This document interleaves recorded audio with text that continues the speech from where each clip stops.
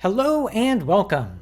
Today we dive into the inner workings of the random number generator in the TRS-80 CoCo BASIC ROM. Here it is in action, repeatedly generating random numbers from 0 to 255 to fill the screen memory with random bytes. As a speed comparison, let's do the same thing, but using the shift plus exclusive OR random number generator discussed in the last video. Hope you didn't blink! As you can see, the ROM random number generator function is much slower. But the faster algorithm is not without its problems. As we discussed in the last video, it's not very random and has a very odd order to it. In fact, a pattern can be found right here. Do you see it? Do you see it yet? Do you see it now? It has a period of length exactly 256. Whatever seed you give it will determine a sequence of 256 numbers that it is doomed to repeat over and over again. BASIC's random number generator is completely different. It uses the floating point accumulators and has a much longer period. Today, we'll walk through each of the 9 steps of the random number generator and show the internal state as we walk through each one. If you're a bit rusty on your floating point knowledge, don't worry. We'll start off with the absolute best 4.5-minute floating point primer on YouTube. And I know, I've watched all 5 billion videos on YouTube.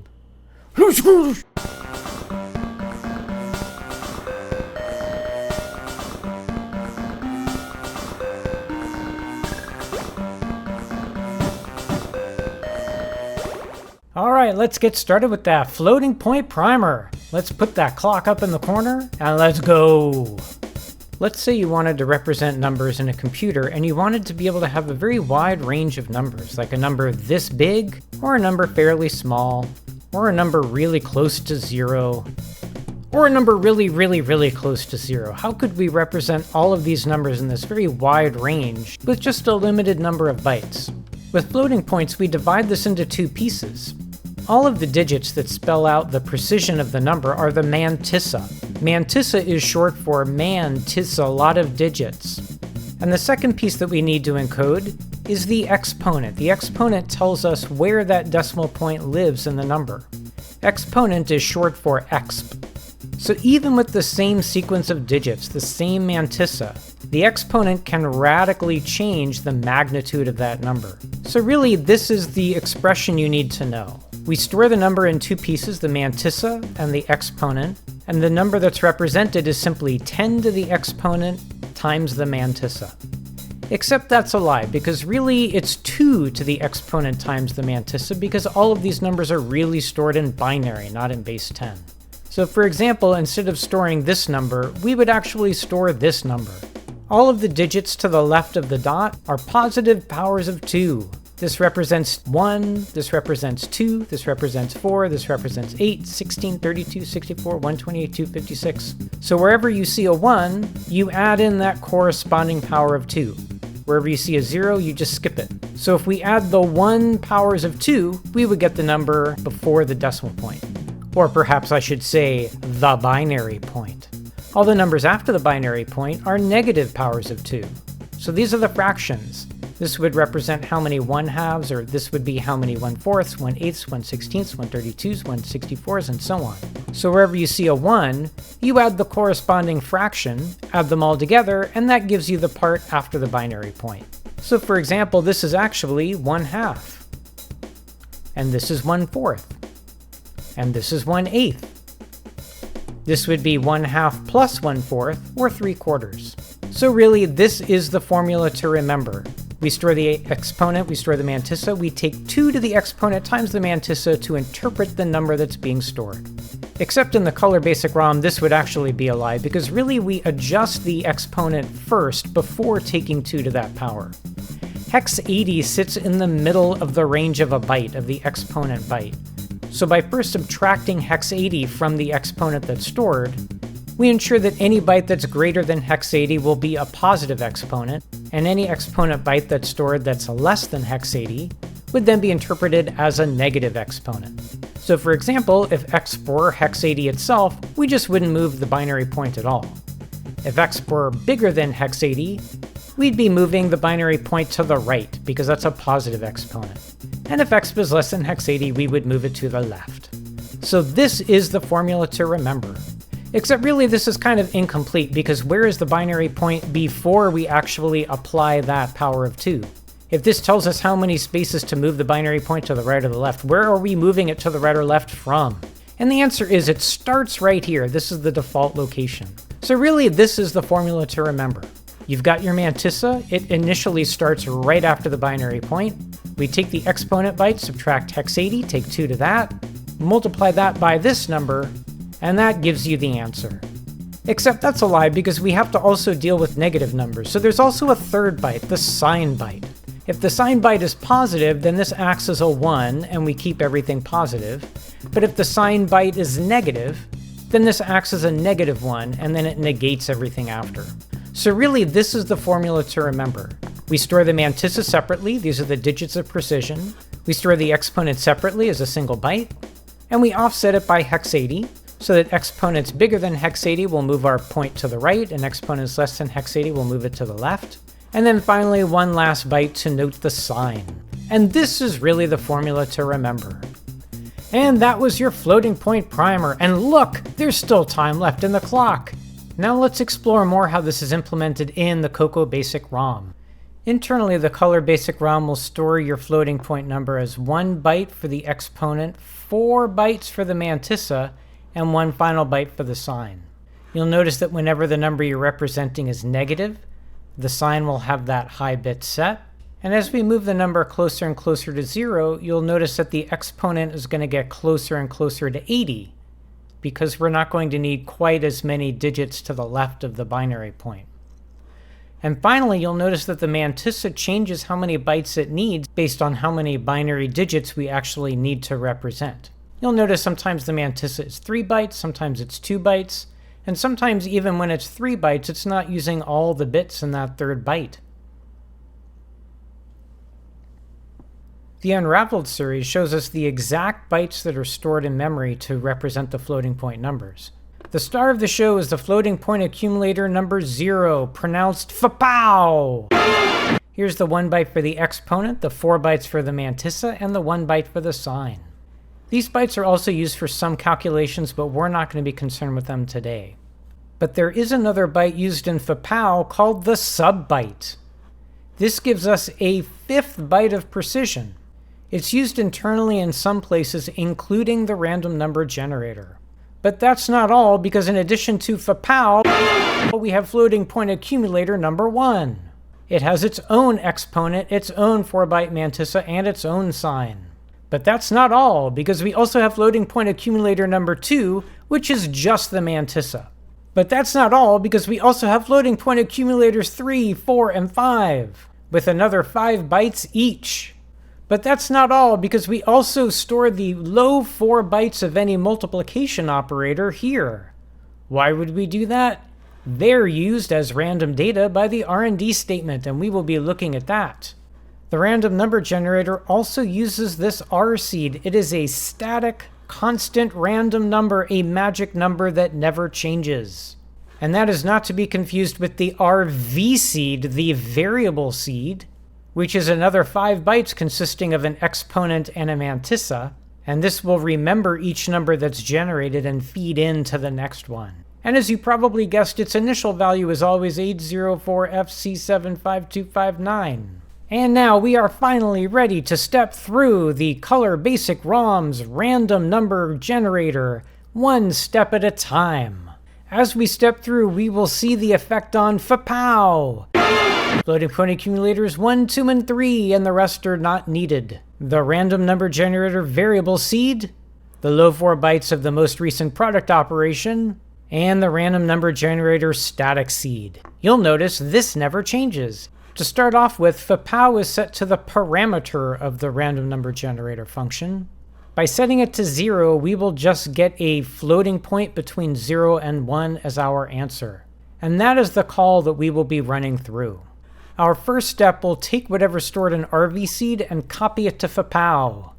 Poosh! moves to FPAO. Our second step takes R seed, which never changes, and copies that to FPA1. And now we start messing with some bits. We're going to multiply FPAO and FPA1. The important part is that the bottom 4 bytes of that product are going to show up here. Next, we take another magic number, 658B, and this step always uses 658B, and we add that to the 2 low bytes of the product.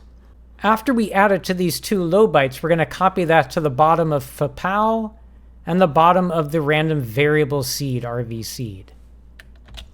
And how you can see 2BFE and 2BFE have been written here. Those were the results of the sum. Now we do something similar with the high bytes, except this time the magic number is 05B0. We add that to these 2 high bytes of the product, and again the result goes into FPAO and to RV seed. Next up, we take the sign of FPAO and clear it. Well, it's already clear, so that didn't do anything. Next, we take the exponent of FPAO and just set it to 80. You'll notice we now have something kind of interesting to display for FPAO. We're not done yet. This is not our final answer, but this is the decimal representation. Next, we do something weird. Floating point accumulator number 2 is going to have some kind of junk in it. Some of it might be based on what we've been doing so far. Some of it might be based on other things that were going on the machine since the last time random was called. But whatever it is, we're going to take byte number 2, in this case 99, and move it to the sub-byte of FPAO. As you might recall, the sub-byte is a 5th byte of precision. Think of it as another piece of the mantissa, but it's only ever used internally. So we're going to move that 99 to the sub-byte. And finally, our final step is to normalize FPAO. What that means is we're going to ensure that the mantissa shifts around so that the high bit of the high byte is 1. Otherwise, we're just wasting digits. As an example, what if we started with a number like this? This would be our exponent. These are the mantissa bytes, 1, 2, 3, 4. And then this is the sub-byte. Right now, the sub-byte does not get to participate in the bits of precision in the final result. And we've got all of these wasted zeros up here. Normalizing will slowly shift all these bits to the left. And you'll notice that as they shift to the left, the exponent compensates by decreasing. This allows the binary point to move along with the bits, so we don't end up changing the magnitude of the number. Meanwhile, a bunch of the bits from the sub-byte end up going into the regular mantissa bytes, and we get a bit more precision in the final result. Let's run it again and keep our eye on the final result. And it just slowly changes to incorporate the extra bits that got shifted into place. Boom. And that is our answer. Now the important bit to remember is that RV seed has now been changed, so that the next time R&D is called, this is going to be used in that multiplication step. So let's call it one more time. First we're going to clear out FPAO, that's our parameter. And now we begin the steps. Move RV seed to FPAO. Move the R seed to FPA1. Do the multiplication. Low 2 of the product plus the magic number goes to the low 2 of the FPAO and RV seed. High 2 of the product plus the magic number goes to the high bytes of FPAO and RV seed. Clear FPAO sign. FPAO exponent to hex 80. Fill out the sub byte with the byte 2 of FPA2. Normalize FPAO and we're done. And now this is our next random number.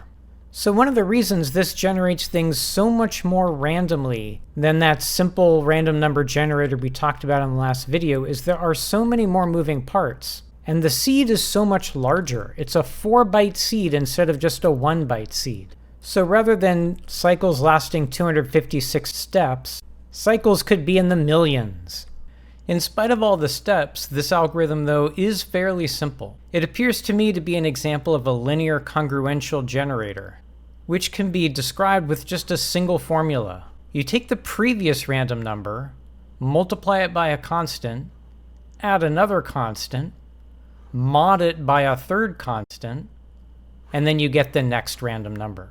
All those 9 steps are really just doing this, where the multiplier is that R seed, the static seed, and the constant you add were those 2 magic numbers we were adding to the low 2 bytes and the high 2 bytes of the product. And of course we're modding the whole thing by 2 to the 32. For completeness, there is more to this R&D function than I've been showing you. I've been showing you the main part, which is the portion that generates a random number between 0 and 1. And that's what you get when the parameter you pass in fpow is 0. But this preamble at the top deals with the other cases. If the parameter passed to R&D is negative, that's supposed to become the new seed. So rather than branching here, taking RVC and moving it to fpow, we branch here where we just take whatever is already in fpow, which is the parameter, and use that as the seed. If instead fpow is 0, then we go ahead and branch to the algorithm that we just went over. The rest of this deals with the case where fpow is a positive integer. In that case, what we want to do is return a random number between 1 and the parameter. So the first thing we do is we move the parameter to floating point accumulator number 3. Then we go ahead and branch to the subroutine that gives us a random number between 0 and 1. Then we point x at FPA3. And the heart of it is this right here. We now multiply what x is pointing to, which is FPA3, which is the parameter, by the floating point that was generated, the random number between 0 and 1. This scales up that random number from 0 to 1 to the range that the caller was requesting. Almost. What the caller wants is for us to return a number between 1 and the parameter. But what we really have right now is a random number between 0 and the parameter minus 1. So we need to add 1, and then we truncate it to an integer, and that's it. While writing this R&D visualizer, I encountered an interesting bug. If you're a subscriber to my premium feed, soon you'll see a video all about the bug and how I diagnosed it. If you're not a subscriber to my premium feed, that's because I don't have a premium feed. All my videos are free for everybody! Thank you for watching.